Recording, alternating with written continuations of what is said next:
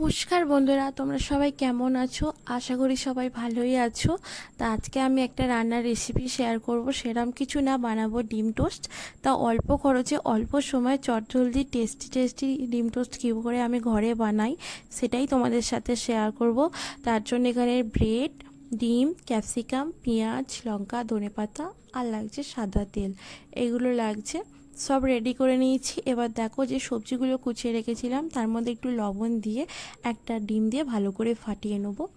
ফাটানো হয়ে গেলে এবার যে চাটুটা বসিয়েছিলাম গরম করতে দিয়েছিলাম তার মধ্যে অল্প করে সাদা তেল দেবো। তোমরা এখানে বাটারও ইউজ করতে পারো। তা দেখো তেলটা গরম হয়ে যাওয়ার পর আমি এবার ডিমটা চাটুর মধ্যে ছেড়ে দেবো। দেওয়ার পর ডিম টোস্ট হবে বলে তাই আমি এখানে দেবো দুটো ব্রেড।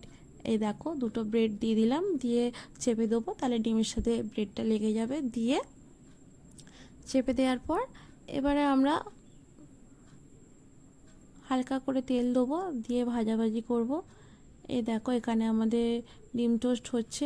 আচ্ছা, তোমাদের কার কার ডিম টোস্ট খেতে ভালো লাগে একটু জানিও। আমার তো সকালের দিকে ব্রেকফাস্টে ডিম টোস্ট খেতে বেশ ভালোই লাগে।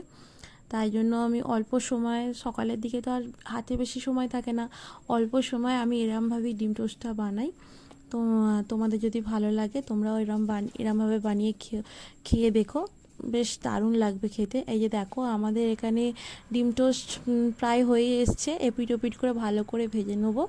ভালো করে ভাজতে হবে, নাহলে যে ক্যাপসিকামগুলো রয়েছে না, ওইগুলোতে একটু ভাজা হতে সময় লাগে, নাহলে কাঁচা রয়ে যাবে।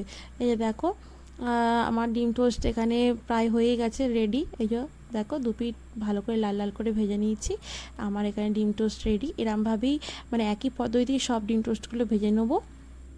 তা আমার এখানে সব ডিম টোস্টগুলো বানানো হয়ে গেছে।